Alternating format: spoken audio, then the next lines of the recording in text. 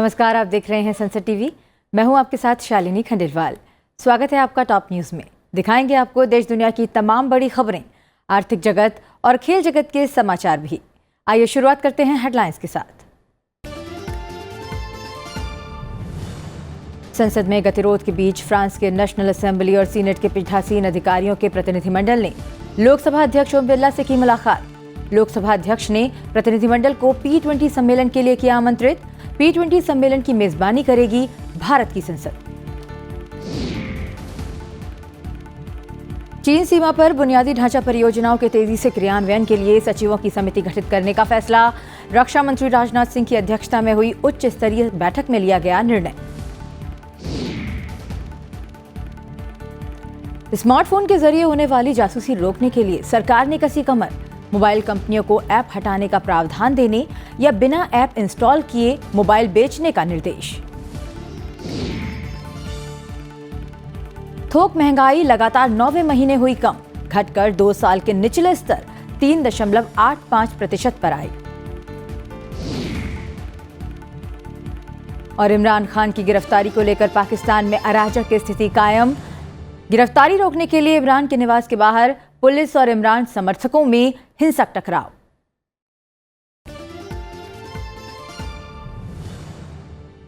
Top news में अब खबरें विस्तार से।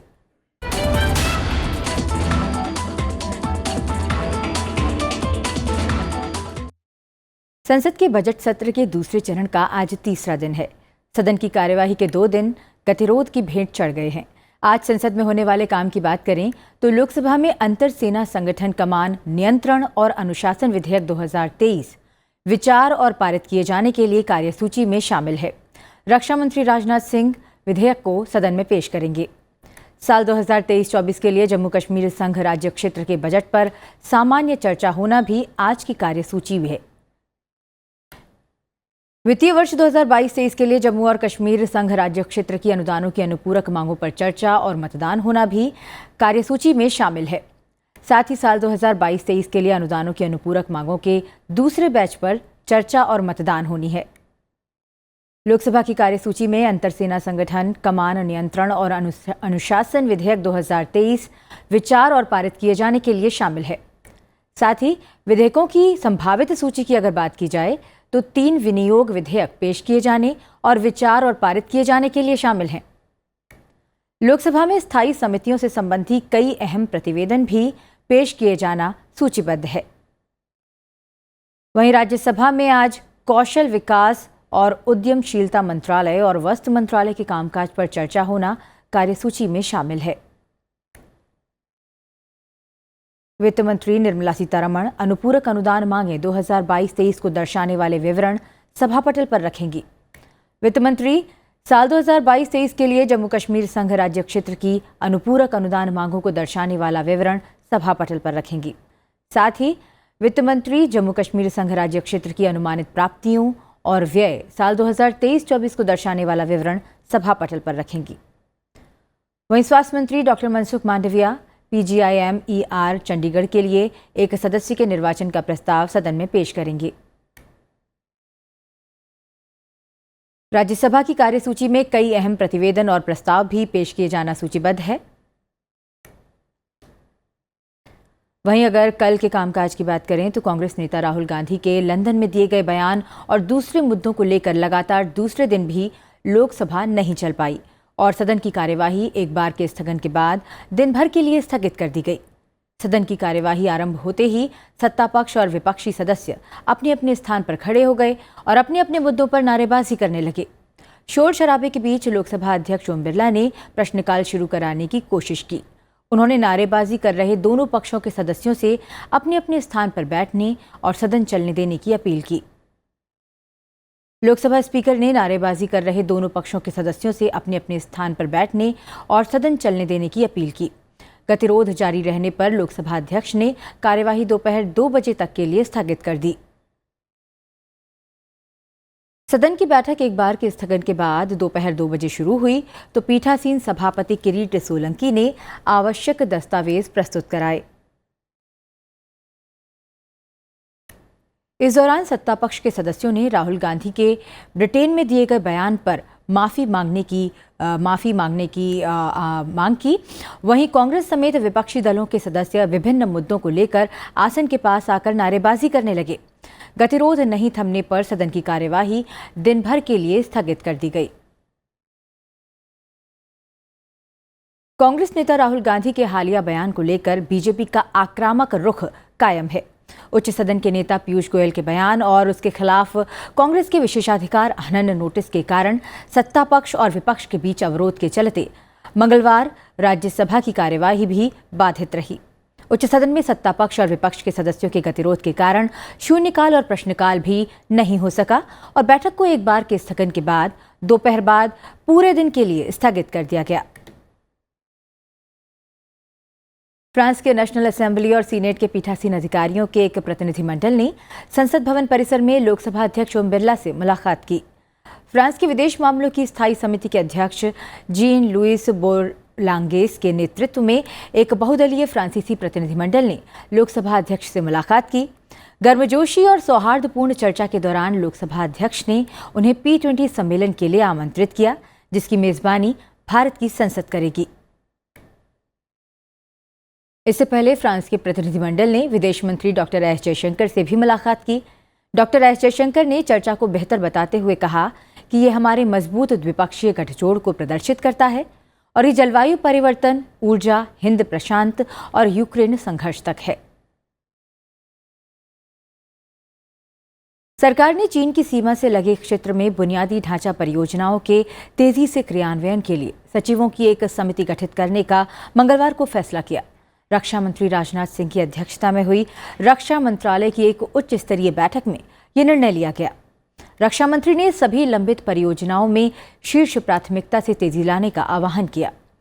बैठक में सड़क परिवहन और राजमार्ग मंत्री नितिन गडकरी, रेलवे संचार और सूचना प्रौद्योगिकी मंत्री अश्विनी वैष्णव, ऊर्जा मंत्री R.K. सिंह, पर्यावरण मंत्री भूपेंद्र यादव और राष्ट्रीय सुरक्षा सलाहकार अजीत डोभाल शामिल थे। साथ ही बैठक में अरुणाचल प्रदेश के मुख्यमंत्री पेमा खांडू, उत्तराखंड के मुख्यमंत्री पुष्कर सिंह धामी और लद्दाख के उपराज्यपाल ब्रिगेडियर B.D. मिश्रा, प्रमुख रक्षा अध्यक्ष general Anil Chauhan, air chief marshal V.R. Chaudhary, सेना प्रमुख जनरल मनोज पांडे और रक्षा सचिव गिरिधर अरमाने शामिल थे। रक्षा अनुसंधान और विकास संगठन ने मंगलवार को बहुत कम दूरी की वायु रक्षा प्रणाली मिसाइल के लगातार 2 सफल परीक्षण किए। ये परीक्षण ओडिशा के चांदीपुर में एकीकृत परीक्षण रेंज से किए गए। रक्षा मंत्रालय ने कहा है कि मिशन के सभी उद्देश्यों को पूरा करते हुए लक्ष्यों पर सफलतापूर्वक निशाना साधा गया। ये मिसाइलें कम दूरी पर कम ऊंचाई वाले हवाई खतरों को बेअसर करने के लिए हैं। रक्षा मंत्री राजनाथ सिंह ने रक्षा अनुसंधान और विकास संगठन और उद्योग भागीदारों की सराहना करते हुए कहा कि नई प्रौद्योगिकी से सुसज्जित ये मिसाइल सशस्त्र बलों को और अधिक तकनीकी प्रोत्साहन देगी। सुरक्षा खतरे को देखते हुए बीते करीब 2 सालों में सरकार ने सैकड़ों ऐप पर प्रतिबंध लगाया है। अब सरकार स्मार्टफोन तैयार करने वाली कंपनियों पर भी सख्ती करने की तैयारी में है। इसके तहत स्मार्टफोन कंपनियां फोन में ऐप प्री इंस्टॉल नहीं कर सकेंगी। इसके अलावा ऑपरेटिंग सिस्टम में भी बड़े अपडेट की स्क्रीनिंग की जाएगी। इलेक्ट्रॉनिक्स और IT मंत्रालय ने मंगलवार को एक ट्वीट में कहा कि भारत इलेक्ट्रॉनिक्स की वैश्विक श्रृंखला में विश्वसनीय रूप में उभर रहा है। मोबाइल फोन और ऐप की सुरक्षा महत्वपूर्ण है और सरकार पर्याप्त सुरक्षा मानकों को विकसित करने के लिए हितधारकों के साथ परामर्श कर रही है। दरअसल स्मार्टफोन में पहले से कई ऐप इंस्टॉल होते हैं। आमतौर पर इन ऐप को यूजर फोन से हटा भी नहीं पाते हैं। इस पहल के जरिए सरकार डेटा के दुरुपयोग और ऐप द्वारा जासूसी रोकने की कोशिश कर रही है। केंद्रीय मंत्री ज्योतिरादित्य सिंधिया ने कहा कि आजादी के बाद पहली बार देश के रणनीतिक रूप से महत्वपूर्ण सीमावर्ती क्षेत्रों के विकास को केंद्र ने प्राथमिकता दी है। उत्तराखंड जिले के सीमावर्ती गांव धराली के लोगों को संबोधित करते हुए केंद्रीय नागरिक उड्डयन और इस्पात मंत्री ने कहा कि गांव रणनीतिक महत्व के देश के उत्तरी सीमावर्ती क्षेत्रों के विकास के लिए केंद्र के वाइब्रेंट विलेज प्रोग्राम का हिस्सा है। उन्होंने कहा, लद्दाख, हिमाचल प्रदेश, उत्तराखंड, सिक्किम और अरुणाचल प्रदेश के सभी सीमावर्ती गांवों की पहचान की गई है और उन्हें उस योजना में शामिल किया गया है जिस पर केंद्र 4,800 करोड़ रुपए खर्च करेगा। उन्होंने कहा कि ये गर्व की बात है कि आज़ादी के बाद पहली बार केंद्र द्वारा सीमावर्ती गांवों को इस तरह का सम्मान और मान्यता दी जा रही है।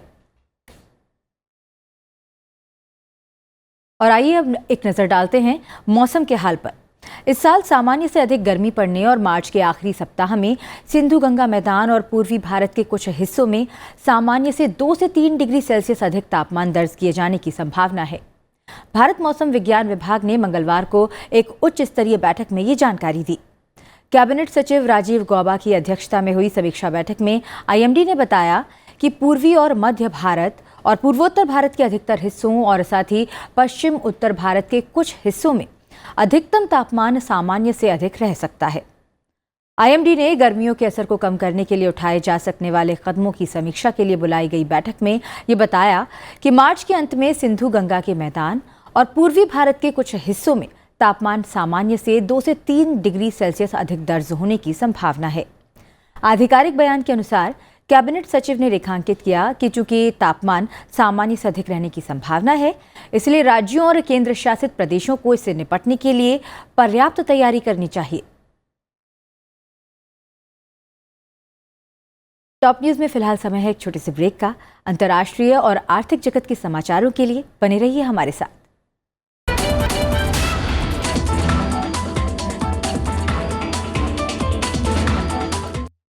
ब्रेक के बाद एक बार फिर आपका स्वागत है टॉप न्यूज में। अब नजर डालते हैं आज की टॉप 10 बड़ी खबरों पर। प्रधानमंत्री नरेंद्र मोदी के रेडियो कार्यक्रम मन की बात की 100वीं कड़ी 30 अप्रैल को प्रसारित की जाएगी। इससे पहले आकाशवाणी आज से एक विशेष अभियान शुरू करने जा रहा है, जिसके तहत भारत में होने वाले बदलावों पर इस कार्यक्रम के प्रभाव को लेकर ध्यान केंद्रित किया जाएगा।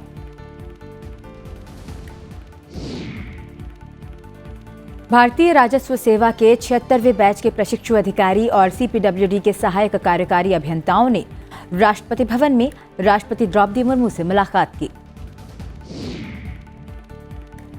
क्यूबा के विदेश व्यापार और निवेश मंत्री रॉड्रिगो मालमेरका डियाज ने नई दिल्ली में उपराष्ट्रपति निवास में उपराष्ट्रपति जगदीप धनखड़ से मुलाकात की। इस दौरान कई मुद्दों पर चर्चा हुई। पूर्व रेल मंत्री लालू प्रसाद यादव, उनकी पत्नी राबड़ी देवी और 14 अन्य के कथित जमीन के बदले नौकरी घोटाले से जुड़े एक मामले में दिल्ली की एक अदालत में आज पेशी की संभावना है। वहीं इस मामले में बिहार के उप मुख्यमंत्री तेजस्वी यादव मंगलवार को तीसरी बार सीबीआई की पूछताछ में शामिल नहीं हुए। दिल्ली शराब घोटाला मामले में आज तेलंगाना के मुख्यमंत्री के चंद्रशेखर राव की बेटी के कविता ईडी के समक्ष पेश होंगी। उत्तर प्रदेश की योगी सरकार 2 करोड़ युवाओं को टैब स्मार्टफोन बांटेगी। इसके लिए राज्य की योगी सरकार करीब 3,600 करोड़ रुपए खर्च करेगी। राज्य सरकार ने युवाओं को मुफ्त टैबलेट और स्मार्टफोन बांटने के लिए सालाना बजट में 3,600 करोड़ रुपए का प्रावधान किया है। राष्ट्रीय अन्वेषण अभिकरण ने आतंकवाद के वित्त पोषण से जुड़े मामलों में कश्मीर में कई स्थानों पर छापेमारी की। एनआईए ने दक्षिण कश्मीर के अनंतनाग, पुलवामा और शोपियां जिलों में छापेमारी की। दिल्ली पुलिस ने साइबर जालसाजी के मामलों पर रोक लगाने के लिए सोशल प्लेटफॉर्म ट्रू कॉलर के साथ एक समझौता साइन किया है। ट्रू कॉलर फर्जी फोन नंबरों की पहचान में पुलिस की मदद करेगा। एशिया की पहली महिला लोको पायलट सुरेखा यादव के नाम एक और उपलब्धि जुड़ गई है। वो हाल ही में शुरू हुई semi high speed Vande Bharat express train का संचालन करने वाली पहली महिला बन गई हैं। अंतर्राष्ट्रीय बुकर पुरस्कार के लिए नामांकित 13 उपन्यासों की लॉन्ग लिस्ट में तमिल लेखक पेरुमल मुरुगन की पुस्तक पियरे को शामिल किया गया है। बुकर प्राइज फाउंडेशन ने ये जानकारी दी है। टॉप 10 के बाद अब नजर अंतर्राष्ट्रीय खबरों पर।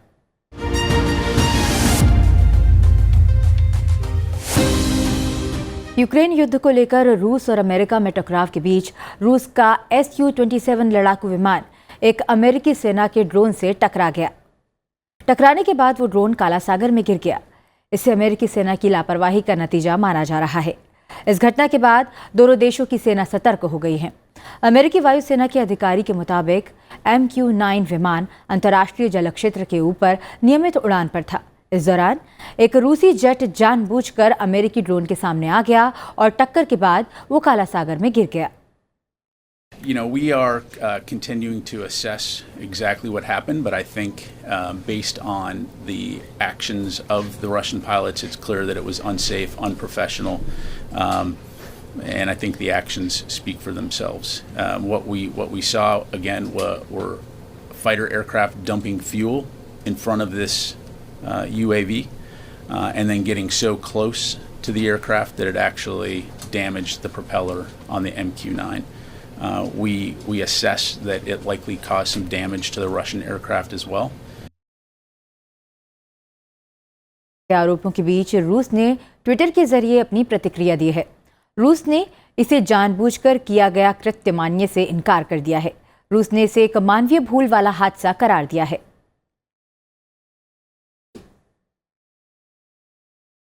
अमेरिका में पिछले कुछ दिनों से लगातार आ रही गोलीबारी की खबरों के बीच राष्ट्रपति जो बाइडेन ने एक बड़ा फैसला लिया है। जो बाइडेन ने एक कार्यकारी आदेश पर साइन किया है, जिसका उद्देश्य गन खरीदने के लिए संबंधित शख्स का बैकग्राउंड चेक करना, अधिक सुरक्षित हथियार के भंडारण को बढ़ावा देना और बंदूक नियंत्रण कानून का पालन करना शामिल है। बता दें कि इस साल जनवरी में एक बंदूकधारी ने मॉल पर हमला कर 20 लोगों को गोली मार दी थी, जिसके बाद से अमेरिका में गन इश्यू कराने वालों का बैकग्राउंड चेक कराने की मांग तेज होने लगी थी। Today, I'm announcing another executive order that will accelerate and intensify this work to save more lives more quickly. First, this executive order helps keep firearms out of dangerous hands, as I continue to call on Congress to require background checks for all firearm sales. And in the meantime, my executive order directs my Attorney General to take every lawful action possible to move us as close as we can to universal background checks without new legislation. It's just common sense to check whether someone is a felon, a domestic abuser, before they buy a gun. The executive order also expands public awareness campaigns about the red flag orders, laws, which my son, before he died, Attorney General in Delaware, was a great proponent of and instituted. रूस के राष्ट्रपति Vladimir Putin आज Moscow में अपने सीरियाई समकक्ष बशर असद के साथ बातचीत करेंगे। सीरिया और उसके आसपास की स्थिति के व्यापक समाधान के लिए रूसी सीरियाई राजनीतिक, व्यापार, आर्थिक, मानवीय सहयोग और विकसित करने के मौजूदा मुद्दों पर चर्चा होगी। बता दें कि पुतिन और असद आखिरी बार सितंबर 2021 में मिले थे, जब सीरिया के राष्ट्रपति मॉस्को आए थे। इसके अलावा दोनों देशों के राष्ट्रपतियों ने नवंबर 2020 में एक बैठक की और इसी साल फरवरी की शुरुआत में फोन पर बातचीत की।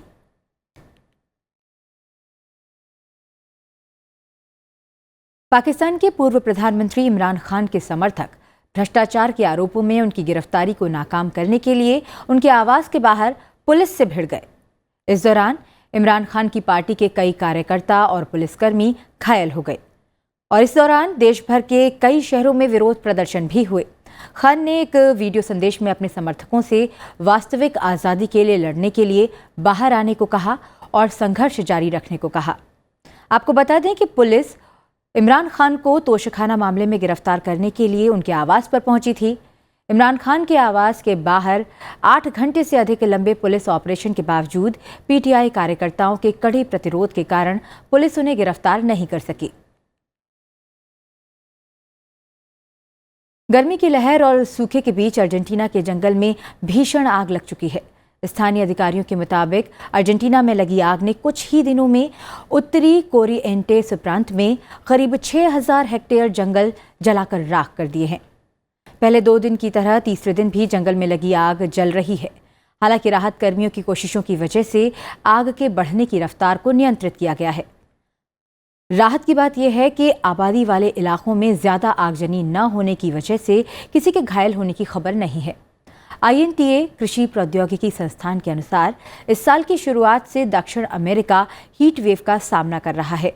आग की वजह से कोरिएंटेस में 1 लाख हेक्टेयर से अधिक जंगल पूरी तरह से नष्ट हो गया है।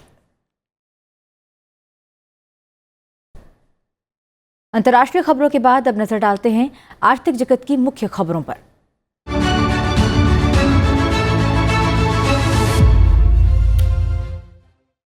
थोक मूल्य सूचकांक आधारित मुद्रास्फीति फरवरी 2023 में घटकर 2 साल से भी अधिक समय के निचले स्तर 3.85% पर आ गई।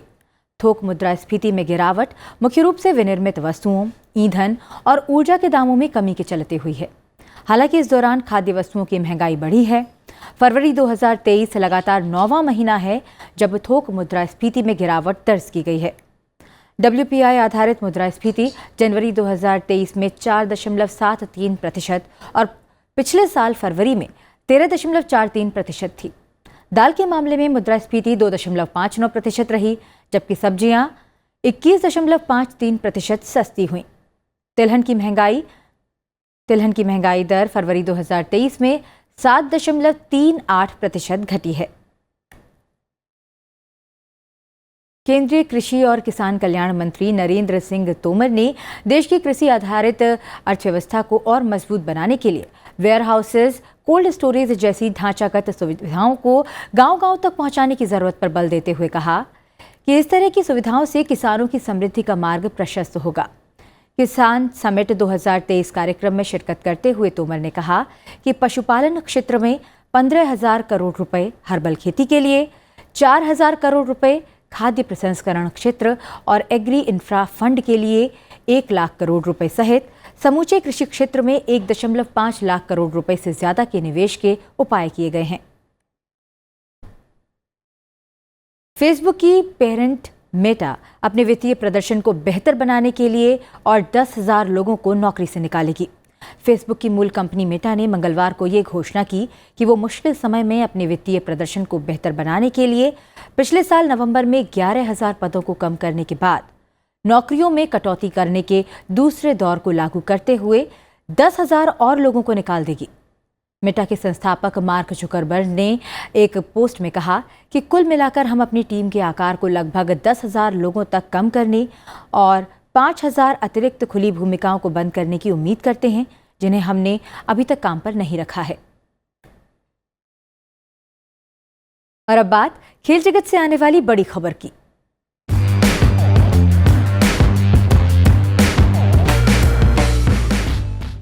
भारत के लक्ष्य सेन और HS प्रणय ने कड़े मुकाबले में जीत के साथ ऑल इंग्लैंड बैडमिंटन चैंपियनशिप के मेंस सिंगल्स के दूसरे दौर में जगह बनाई।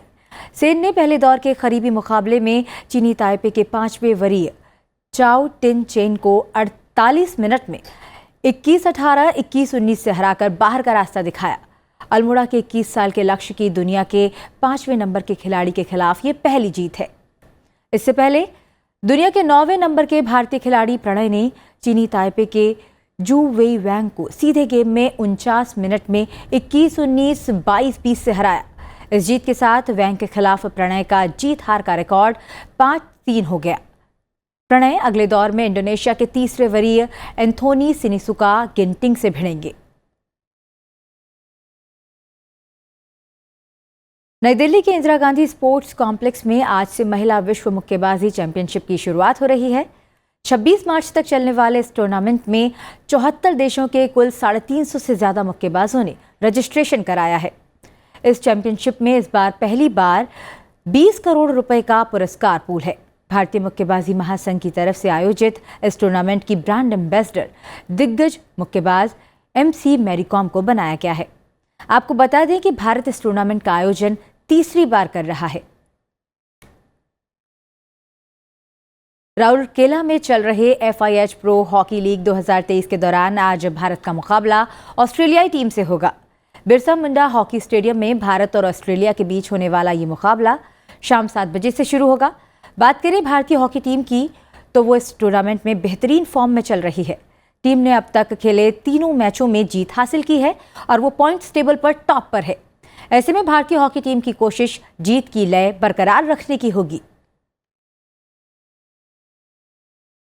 भारत और ऑस्ट्रेलिया के बीच 17 मार्च से 3 मैचों की वनडे सीरीज खेली जानी है, लेकिन सीरीज शुरू होने से पहले टीम इंडिया को एक बड़ा झटका लगा है। टीम के धाकड़ बल्लेबाज श्रेयस अय्यर पीठ की चोट के कारण ऑस्ट्रेलिया के खिलाफ 17 मार्च से शुरू होने वाली 3 मैचों की वनडे सीरीज से बाहर हो गए हैं। उनकी जगह 29 साल के बल्लेबाज रजत पाटीदार टीम का हिस्सा बन सकते हैं। रजत कई मौकों पर भारतीय टीम के स्क्वाड में शामिल किए गए हैं, लेकिन अभी तक डेब्यू नहीं कर सके हैं। श्रेयस अय्यर इससे पहले बैक इंजरी की वजह से न्यूजीलैंड के खिलाफ खेली गई वनडे सीरीज से भी बाहर हो गए थे। टॉप न्यूज में फिलहाल इतना ही। जाते जाते आपको छोड़ जाते हैं आज के दिन यानी 15 मार्च से जुड़े इतिहास के साथ। आप देखते रहिए सनसेट टीवी। मुझे दीजिए आज्ञा। नमस्कार।